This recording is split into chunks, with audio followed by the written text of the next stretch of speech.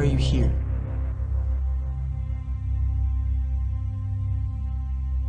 Why are you here?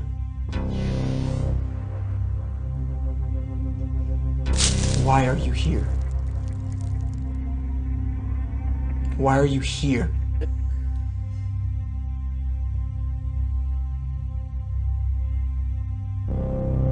Why are you here? Why are you here? Why are you here? Why are you here? Why are you here? Why? Why are you here? Why are you here? Why are you here? Tell me! Tell me! Can you hear the chains breaking, breaking? Can you hear the chains breaking, breaking? Can you hear the chains breaking, breaking? Cameras are rolling. That's my thing. I got these in Montana. They're like actual whatevers. Okay. All It's right. not like I see. plastic. I'm only semi-hating. James interview, take one. Okay. Where were you born? Where'd you grow up? I was born January 17th, 1990, and I was born in Utah. My parents were skiing, so that was fun. And then I was only born there. We lived in Tennessee, and I grew up in Tennessee in a small town called Dixon, Tennessee. I don't think my mom was actually skiing. That's highly irresponsible. But she did, go into contractions and stuff like up there, and so my uncle and aunt had to go and rescue them, and and I was born in Utah. That's where my mom's family is too. So You went to high school in Tennessee. no, Where did you go to high school? I grew up in Tennessee until I was about 9 years old, and then I lived in Arizona for another 5 years, and then I went to high school in Texas. So I moved here in 8th grade, and then went to high school here. Okay. So thinking back to like when you first started dating, do you remember that experience? I wasn't allowed to date growing up. Yeah, my parents always said, you can date when you get a car, and so, or when you could drive. And I found a loophole when I was 15, dating a girl who was 16. I was like, I got a car. It's not my car, but we got one. And I met her in the church, and she was really cool. And yeah, she broke my heart too. Like the first like real girlfriend, heart broke, sappy boy. So you said you grew up in the church. Yes, ma'am. So when you were growing up and you were going to church, did they talk to you guys a lot about like dating and courting and things like that? Yes, yeah, they did, but I was a teenage boy as well, and I did not adhere to a lot of the warnings and the signs of things you're supposed to look for and the things you're supposed to hold out for and stuff like that. So, Like, what do you mean when you say warnings and signs? um, where to place your focus, if that makes sense. For I'm sure for all sexes, but for teenage boys, you can get lost in your your partners, and everything that I was interested in kind of fell by the wayside because I wanted to impress her and be with her and all that. And I was 15 years old, so school suffered, sports suffered. Not paying attention in church because I wanted to sit by her. We would kind of hold hands like this, under our arms. And so I'm not really paying attention to sermons and stuff. So a lot of that, and yeah. So the church was teaching you guys to put your focus in like God and making sure you have like goals and things like that, and you were putting your focus in Yeah. a girl. Yeah. Okay. So, would you recognize back then, obviously physical is there a lot more because his hormones are raging usually at that age. But the emotional side of things, did you recognize that there's these emotions that are accompanying this physical that are, wow, did you, looking back, can you see what that was?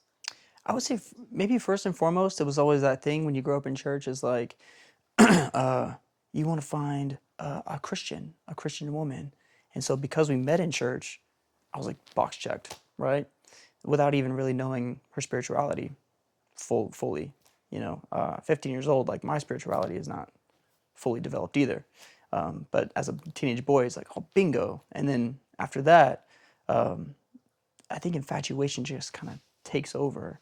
Whereas I'm infatuated with you, she's infatuated with me, and that's kind of the emotional level. You're just kind of both riding on that high, and then the second that changes, because again, teenagers, it changes like this, devastation, because there's nothing that feels real there. You're just kind of riding on that wave that's going 600 miles an hour, and any kind of change or anything, and you're falling. I know you said your parents said that they didn't want you to date. So when all of this was happening with you and the girl when you were in high school, what were your parents saying? What was their involvement? What was their feedback? Well, they knew her because my parents helped out in the youth at church, so they knew her. We went to her house a couple times for dinner, the whole family. She had four-wheelers. That was awesome. So like my dad was like, nice. And then we would have small groups at my house on Sunday nights, and she would come. So we all knew each other, and they just wanted me to be careful. I wasn't ever that kid that was doing anything like physical or anything. Like we would kiss a little bit or whatever, but we were respectful to both our parents in that regard of, hey, don't do this. Make sure if you're doing this, you don't be out past this time or whatever. And so we honored that because we didn't want to get in trouble either and then not be able to see each other. So that was influenced by the church and your parents, like both. So when you say then the heartache came or whatever, what happened? Ooh, so when I grew up a clown, if I could get a laugh out of you, that's what I wanted to do. And so I met her. She was, I'm sitting at the pew, we're singing worship, and she comes to kind of scooch behind us to sit, and I like sit on her. I'm like, oh my goodness, so sorry. And she goes to get up. I sit on her again. I'm like, I thought you'd move. Oh my goodness. Come to find out that it's a really lame attempt of getting a laugh. But come to find out, she had a boyfriend at the time. But she liked me, and so she broke up with this boy to be with me, and we dated for about a year. But that boy's family and her family were like really close, best friends. So they would go on winter vacations together. And as the boyfriend, I can, what are you supposed to, you can't go. She's 16. Well, they went out for some winter vacation. The text started getting kind of weird. The call started getting kind of weird. And I was like, what's going on? Do you like this guy? And she's like, yeah, I think I like him again. And so I was just devastated, just brokenhearted. They're married now. They have kids. So like it worked out great for her. But yeah, I remember at the time, I've always been a pretty open person with people who I feel comfortable being open with. So I'm a crier too. But I remember calling my best friend at the time and just weeping on the phone because I thought she was the one and the circumstances all seemed to line up in the way that I thought they were supposed to.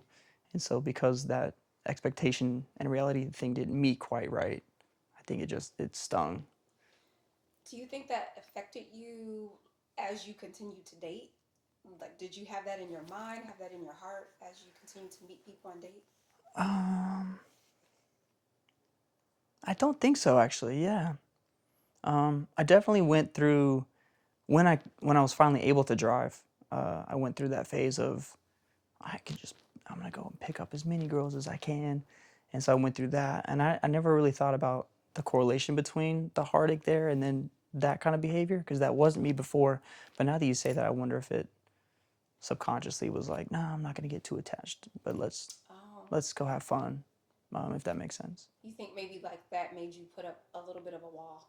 For When sure. you say, I'm not going to get too attached. For sure, yeah. Yeah. There was a time I was in church, and I don't know if y'all believe in this, but there's this time when I'm in church and I'm sad, I'm crying, and the worship's going on. I've got my hood on. I'm in the back of the church and I'm crying, and I've been praying for weeks, just like, God help me, I don't want to be so sad, and what am I supposed to do? We had a woman speak up, and this would happen ever so often in church. She would speak up and with this thing where God would speak through them, and they would speak out openly to the congregation. And she's like, I have a message for somebody here.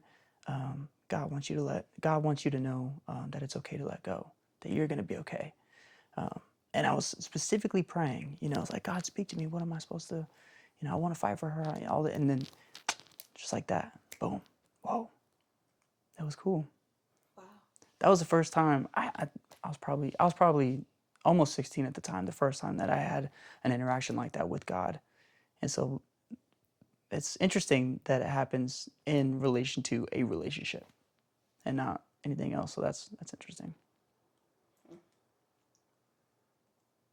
Well, you asked a question, and I made a statement in a form of a question to me, and so to me. I don't know if y'all believe this. So that I would say this is not about us. Like, this is your experience. Okay.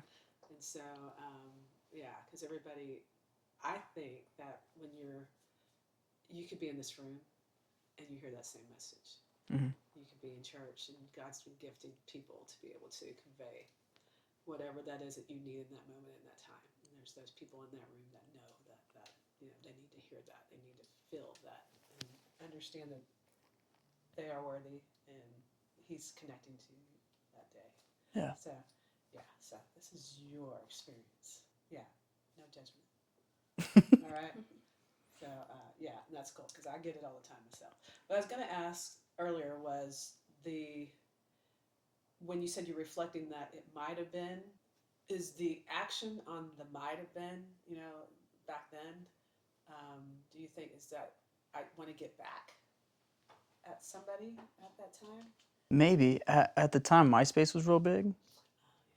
So for sure, posting pictures or changing around your top 8 was a was a thing of like, I just want you to know this is my circle now. And so I don't remember ever doing it specifically maliciously, but for sure I could see that. That's a question I have. That's a curiosity question.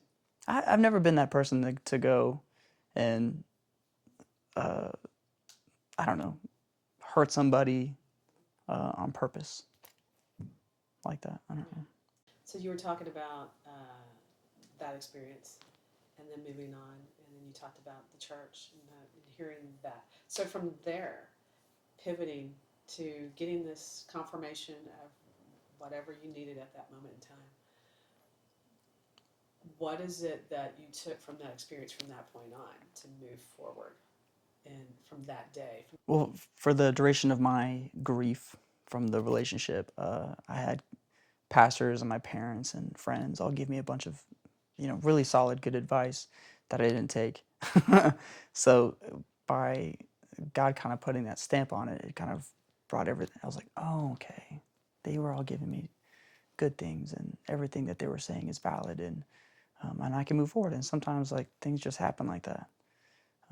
So definitely God, because I remember I prayed too. I was like, God, I want to be like hard. I don't want to be sad anymore, and I don't want to feel this anyway, and feel this way anymore. Like make me jaded, and so that was like, no, man, you don't have to do that.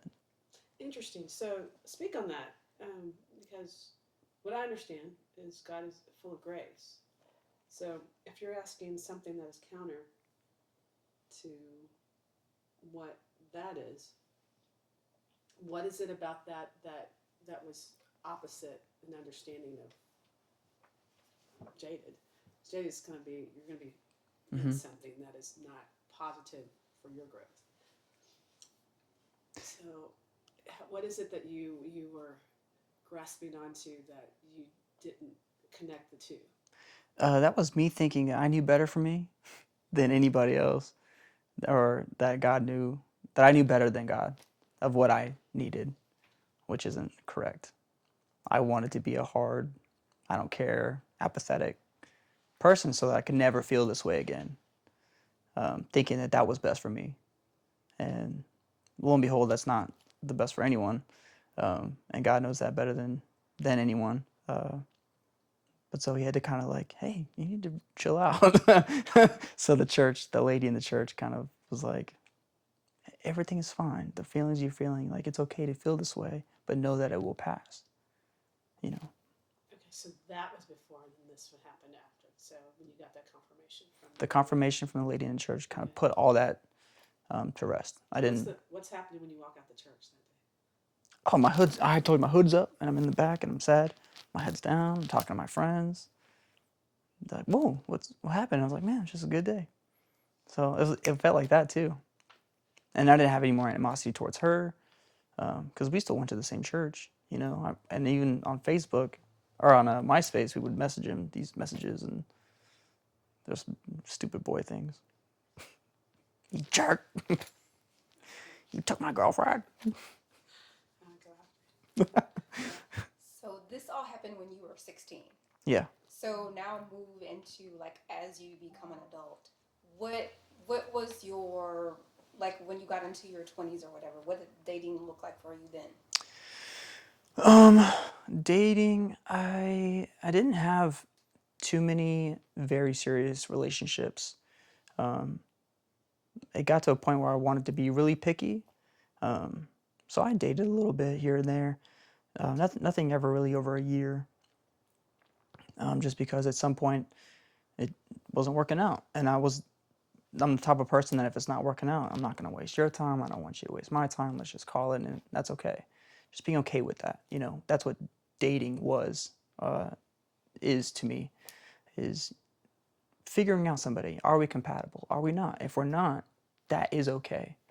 You know, we can still be cordial and be cool with each other. Just understand that maybe as lifelong partners, that this isn't the best route. And you figured that out in your 20s? Yeah. Wow. That's Yeah. some wisdom. Some big time wisdom. That same feeling of not wanting to feel that again, just kind of carried over into it is okay to date. It is okay to be vulnerable and be open, but understand that the person that you like so much may not be the person that you're supposed to be with. And so understanding that kind of kept my heart safe, if that makes sense. There were definitely times where we would break up and I'd be sad, but it wasn't like that. It wasn't that like just devastation. Do you think you told going back to something you just said, do you think you told yourself I'm never going to go through that kind of heartache? I'm never going to feel that kind of pain again? For sure. Yeah. Yeah. Just as a safeguard, I'm a naturally really emotional person. And I'll give you everything I have. And I understand that that may be a flaw too. I can't give all my love to you if there has to be a boundary set for myself. Otherwise, I'm just constantly being hurt and taken advantage of. And yeah, people today, I don't know, most people are not good, I think. Interesting. Elaborate. The Bible says like we're born not good. The kids aren't taught to lie. Somehow they pick it up along the way. Like I think inherently, people are not good, and it takes effort to be good. And so recognizing that kind of safeguards me into like I don't know. I felt fear of giving myself fully to every single relationship that I've ever been in. And I felt like if I felt that I couldn't do that, then there must be some kind of disconnect here. There must be a compatibility thing that's not working here. And instead of just taking the leap and jumping, no, it's not going to work out. Feeling that you might hurt me. I think saying, yeah, people aren't good, then that's when you look at the gospel and you look at Jesus coming in because, yeah, we'll never be good enough. Sure. So I see where you're going in that aspect of it. You said something about like learning to put up a boundary. Mm-hmm. How did you learn how to put that boundary up? let me go backwards a second, because Go ahead. obviously I like people. People are nice, and there are lots of good people out there, but there are plenty of people that intentionally and unintentionally like what can and will hurt you. And so for that, I was safeguarded. Not that I just have like a lack of trust for people in general, because typically I'll give you all my trust until you betray it, and then I'll take that away. And then your question was, The boundary. How did you learn how to put that boundary up? um, Because, and the reason why I'm asking is because I feel like a lot of people don't, like, we don't, boundaries are hard for people to learn. So I'm very curious, how did you figure that out for yourself? as far as as far as dating was concerned,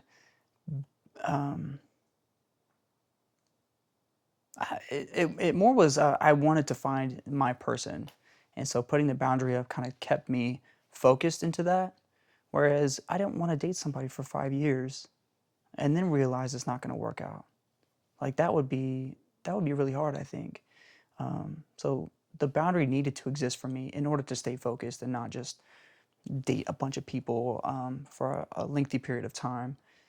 And so like if the boxes weren't met, if the criteria wasn't met, then being like, hey, I think like this is what I'm gonna get from you, and this is as far as our growth goes. I think as a couple, and sorry, not so apathetic in that way. I was very polite, I think, but So you had a list in a sense, or boxes that they had to, or something that they had to meet. yeah. Okay. So were those biblically based or those your based? The first one was always like, is she a Christian? And I mean that in the sense of it tends to be that everybody's a Christian, if that makes That sense. says they're Christian? Exactly. So it's like, where's your heart in terms of like where it aligns with, you know, Jesus Christ and the Word of God, and is He your Savior, and how do you live your life? I can say all I want that I'm a Christian, but if I don't live like it, then I'm not a Christian.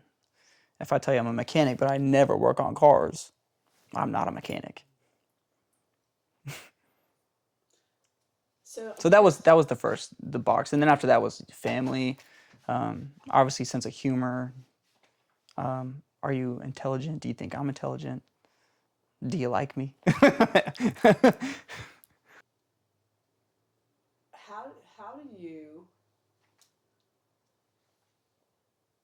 how do you approach a conversation with someone about their faith?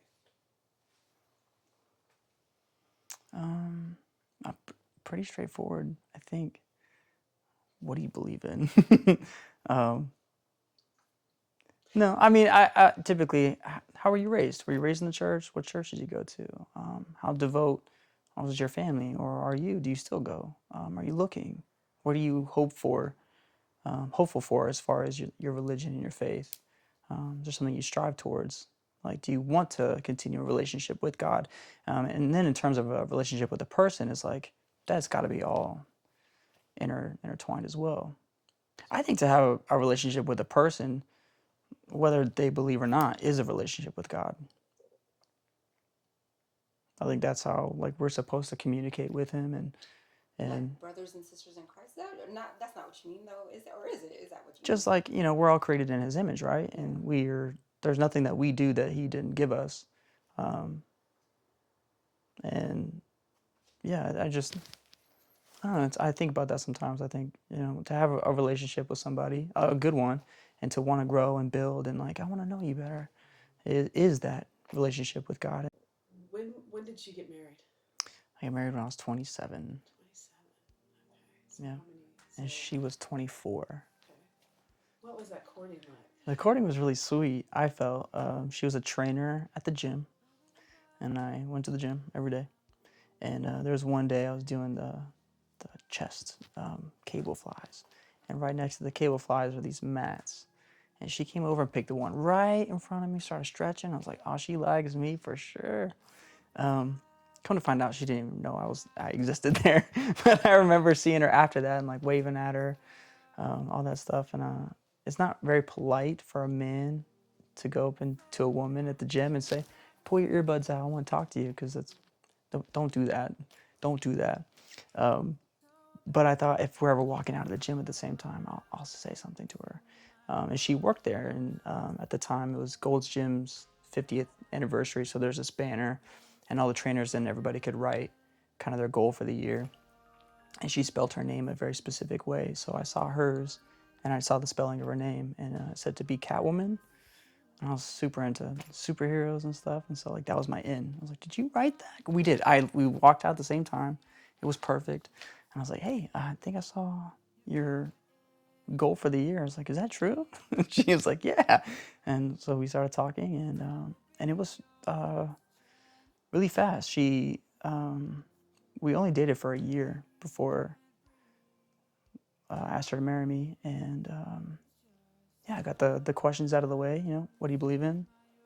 What do you like? What don't you like? That kind of stuff. And then once I got those pillar questions, I felt out of the way. Now I can get to know you. You know, because if I get to know you and you're awesome, but the pillars don't match, then there's no point. So I got the pillars done, and then got to kind of weave in and out and figure out like what makes you laugh, what makes you cry, that kind of stuff. So we didn't date very long before we got married. But we both lived. Her and I, we both lived with our parents.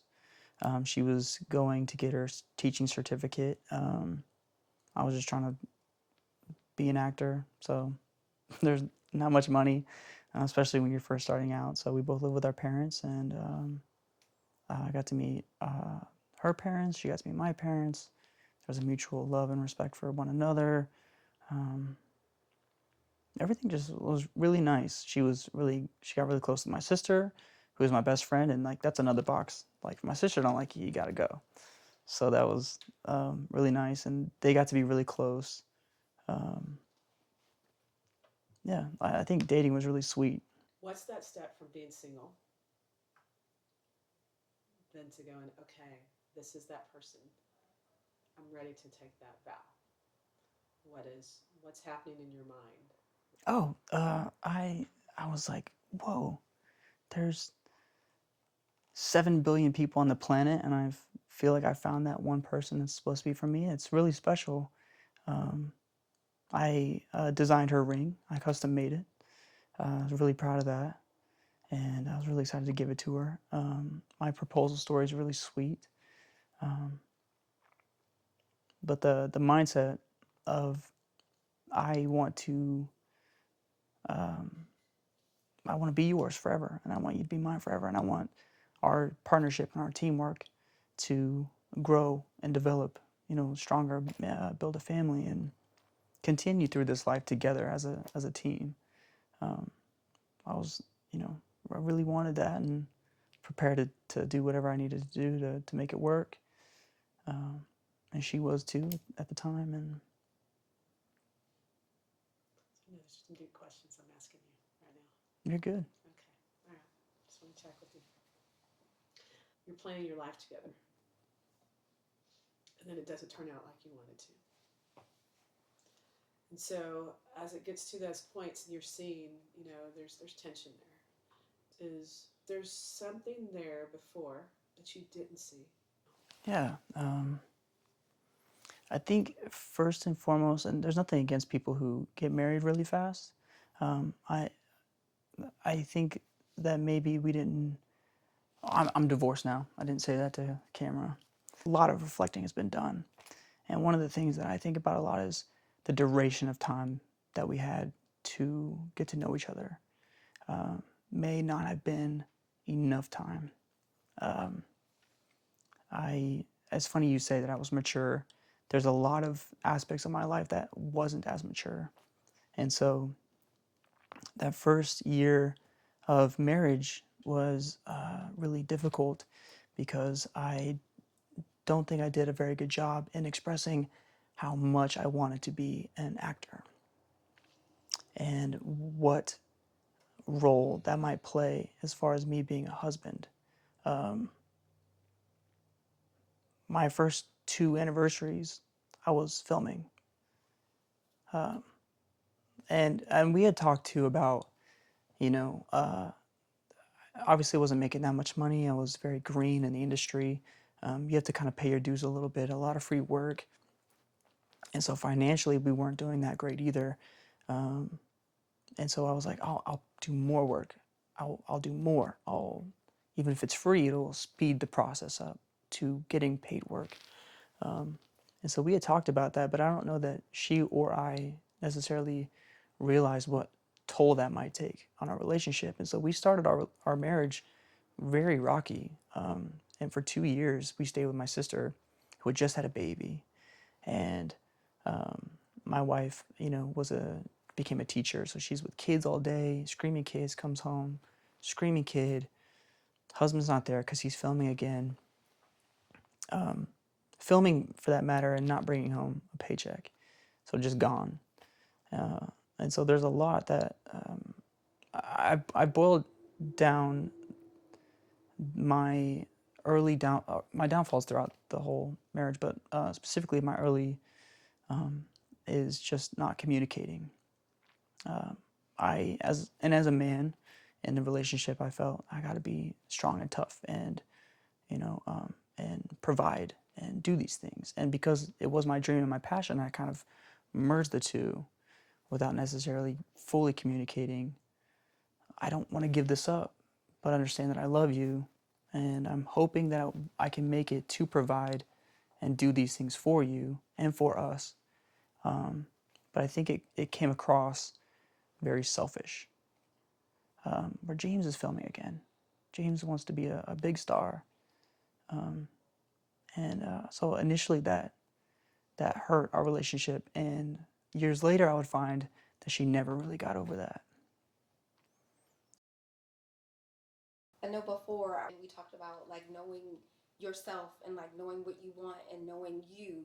So when you say that you don't think you maybe expressed how much you want to be an actor, did you know that in yourself that you wanted it that bad to be your career and all that?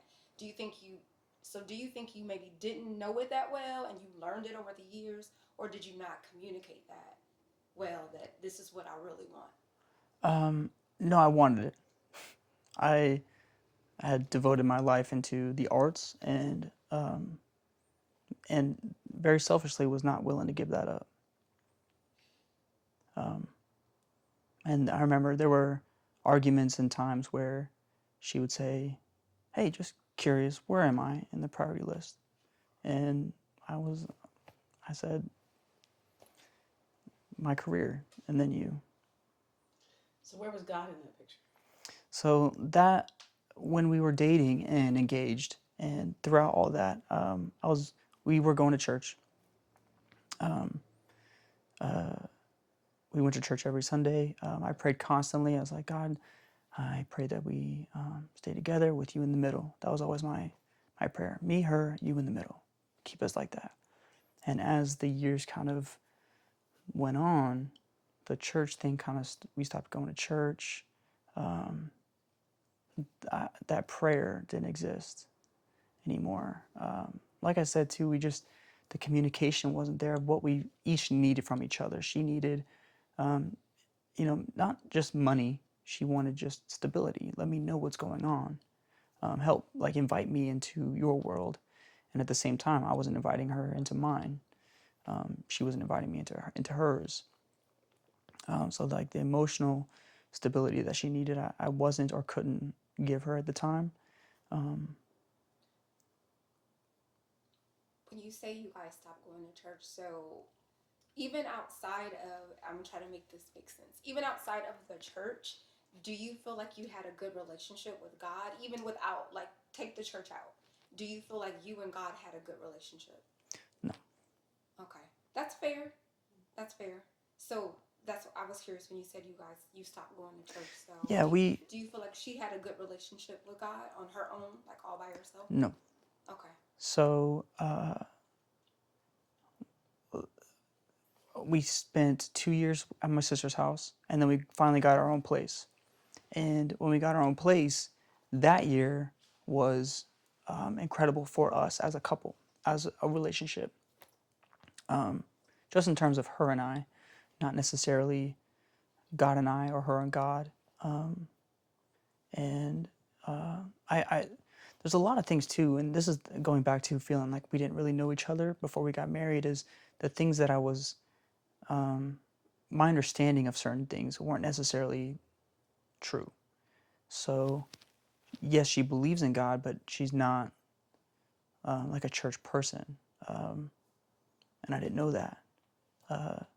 Her view on religion is a lot different than my understanding of what it was at the time, too. So, while our relationship was getting stronger, once we stopped, because we used to go to church with my sister and brother-in-law, and we would all just kind of caravan together. So once we got our own place, that kind of stopped. And so our conversations turned into, what can we get from each other instead of what can we get from God? Or, you know, there's no more of God, I helps me, her, and you in the middle. It was like, oh God, it's her and I, and then slowly that stops, and then we fall back into that whole thing of just she wants to do progress in her career and in her world, and I'm doing the same with me and mine, and it just kind of tears it apart, and then the roof falls in, and there's no more pillars to hold it up.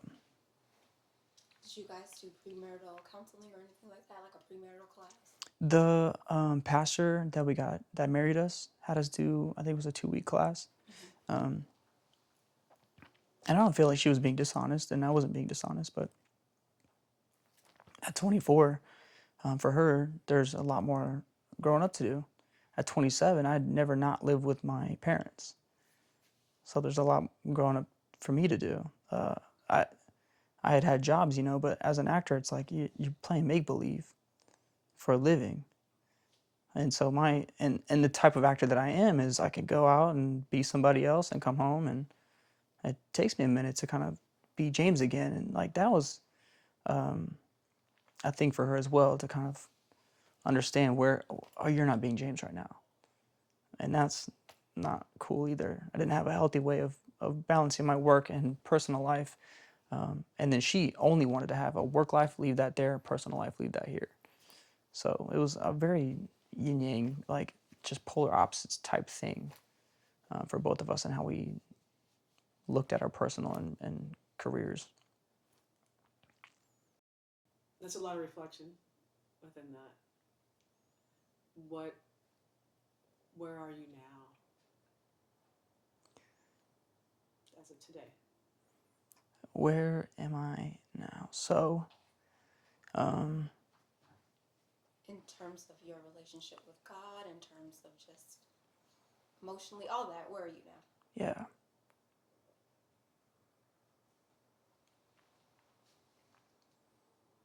I didn't feel, I'm okay. I didn't feel,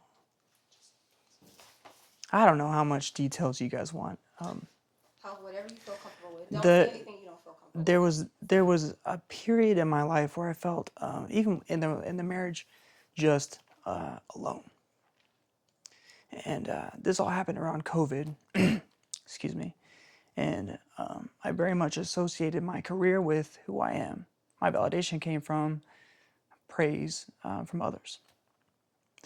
And acting full time during COVID, there's no work. There's no acting. So there's no validation of who I felt I was. And because of that, I needed it. And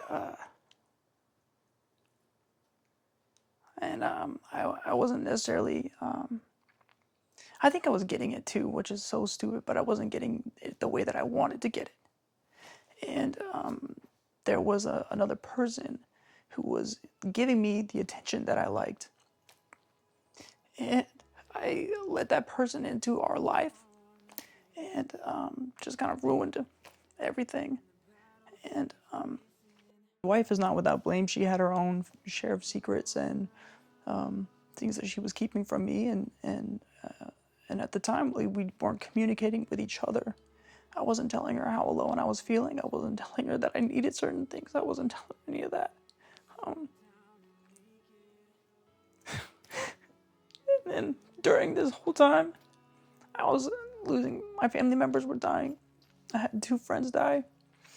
And for whatever reason, I went to the funerals by myself, you know? And so I didn't feel like somebody was my teammate, the thing that I wanted. And so I let this person into our life, and she was saying, I would never treat you like that. And I would, if you were mine, I would do this and this. And they were, what's really messed up was they were friends. So she had all the inside secrets that my wife was keeping from me. And she kind of used that to justify the things that we were doing, as in, she's also doing this thing. And then I was feeling hurt. I was like, how long has that been going on? And she's like, oh, the whole time. And I'm confused and I'm lost and I'm angry. And I ruined a lot of relationships because I felt lost and confused and just on not like a person. Not like a person. And so we went through the divorce, and everything came out, and it was volatile and stupid, and things that after the fact, I would say, if we had just spoken to each other, like, it wouldn't have led to any of these things. And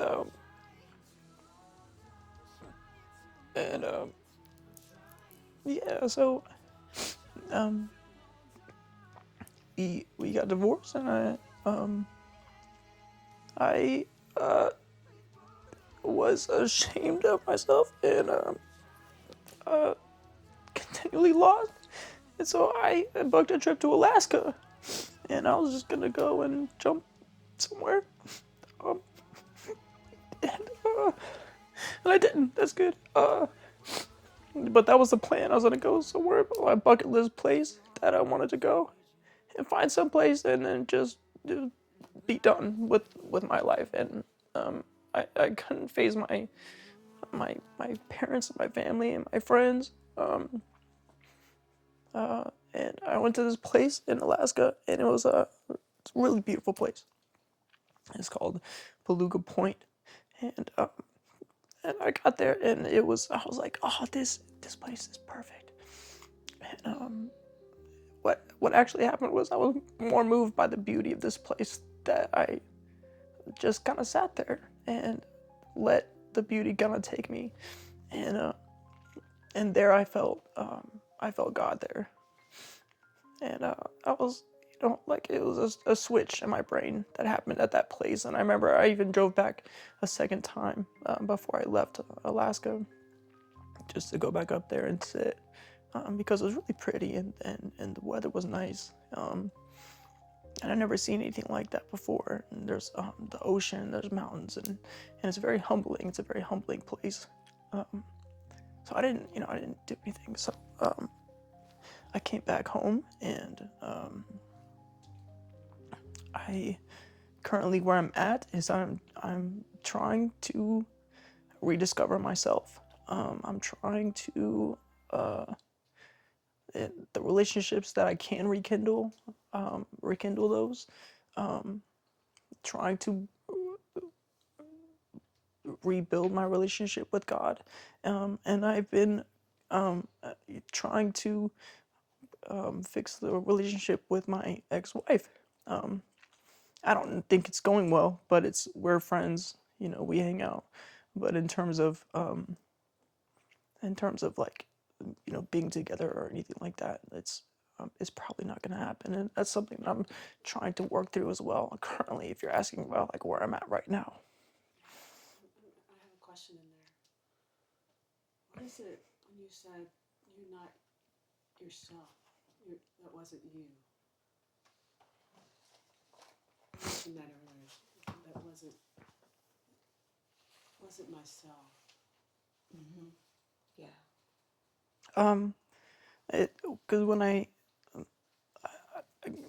don't know if I always said it was a blessing that God gave me a really good memory. But in terms of this, it feels like a curse, because I remember everything very vividly.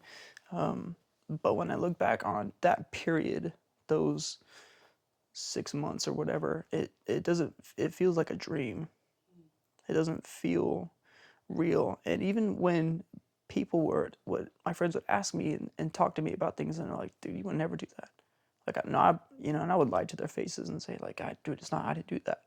And they're like, of course you wouldn't. Like, you're James, of course you wouldn't do that. It's so out of my character that I was not, I mean, I don't want it to be a cop out either. I don't have like a mental disorder or anything, but it wasn't me. I was, and I've always been a very strong-minded person too. So for things to kind of creep in and for me to allow that stuff to happen, I must have been going through a lot more than I felt like I was, or I had been telling myself to don't think like that, or don't do this, or you're smarter than that, or whatever. But when you do that long enough, at some point maybe the dam breaks. Whenever I think about how it happened, and there's no singular point that I can point back to be like, that's where it was. It was this long line of these tiny little cuts until finally I feel like I'm bleeding out. The devil gets into, Satan likes to take advantage of weakness. So wherever there are cuts, that's where an infection can sometimes get in. And so when he'll try to do that and try to take advantage of any, when things get not so good, sometimes it's not necessarily pretty. So that's what repentance is for. That's what knowing that you're already worthy when you thought you weren't. So because the people Jesus used were not those people that were all together all the time. Yeah. So thank you for sharing a lot of that. That is, I can say for me, just being in the room with you right now, that has been tremendously helpful. For whoever sees this, you're gonna touch. Well, and a lot of it too, when I reflect on it, is men have a tendency not to speak. A lot of the reflection that happened to me was that men have a hard time speaking about how they feel, their emotions, and they bottle it up. So not only was I not talking to my wife about how I was feeling, I wasn't talking to my other friends. And I'm confident that if I were to tell any of them, how I was feeling, that they would smack me and that's not you. That's not how you think. That's not how you operate. And talk to me. What I found is men are more willing to talk than what I thought. And even now in this conversation, this isn't a conversation I would have had a year ago. In closed doors with a friend or now in front of the cameras and stuff. What has brought you to being able to now express that? Is it what you were saying as far as you've been working on redeveloping your relationship with God? And is that kind of what has brought you around, or just time, or what's brought you there? What it is if I could put it all in a singular, this is why my marriage failed, it would be that we didn't communicate with each other. And so now I'm kind of like, communication has to be key in terms of any relationship, and whether that's with another human being, whether that's with a partner, or if that's with God, you have to communicate, and especially when something's weighing on you like that, because I was in a dark place and I didn't tell anybody about it, and even though I have a pulse, that still should have been a conversation that I should have had with somebody, anybody. And so going from the failed marriage to, sitting on Beluga Point in Alaska, all of that kind of brought me into this realization that you gotta talk to people, and in turn, like, they gotta talk to you, like, the world doesn't revolve around me. And so there might be somebody else that needs to communicate, and maybe they're waiting for an opening for, if I start talking, then it might open you up. And if you are a person that is in need of communication, you need to get something off your chest, then I want to be able to help provide that as well. And so just communication, just talking. Do you have some people that you're able to talk to now and communicate and get these things out? Like a counselor, a good friend, anything like that? I hadn't done the counseling. I've been told I should go to counseling. I'm not anti-counseling or therapy. I just haven't. It's big stuff. But I have been going. It's more or less, and I'll tell you all day long. I don't have the time for it, but that's not true. I think we can make time for whatever we want to make time for. But I am in communication with my family and what friends I have left, and obviously now in this conversation, and it is good. I think it's good. Wow. Well, thank you so much. Thank you. Okay.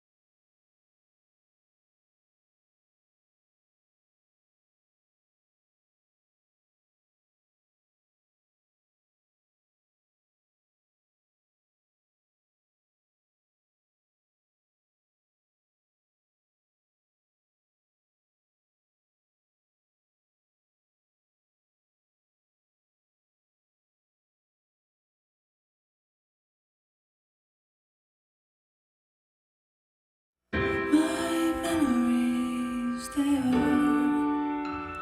a little too sharp. They cut me down, the knife is in me. My memories, they are a little too sharp. A shrieking sound, a life that left me. I feel crazy. You look amazing. Blazing HD. I see you take me. Wife and husband. White dress, blue tux, and I do's. We dance. So we are the champions. I see it all, it feels warm.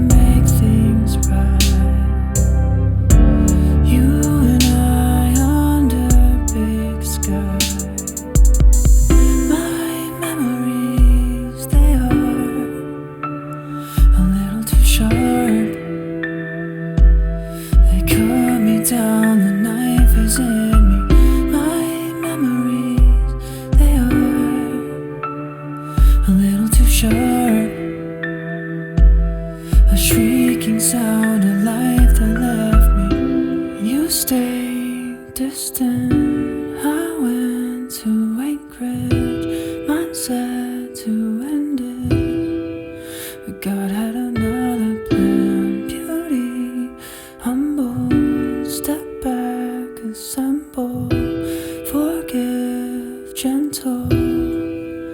I'll be a better man. My memories, they are a little too sharp. They cut me down, the knife is in me. My memories, they are a little too sharp. A shrieking sound of life.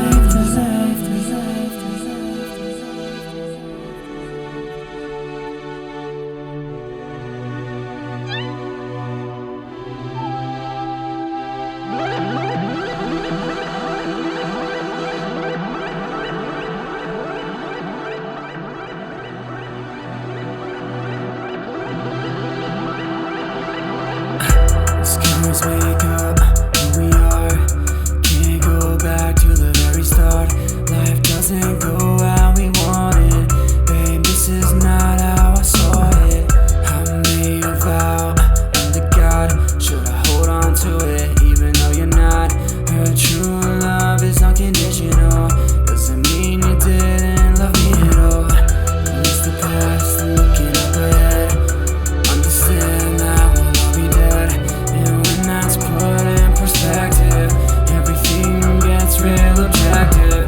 Sometimes I think I'll wait for you, for the promise we held each other to. But I'm afraid to grow old, waiting and die alone.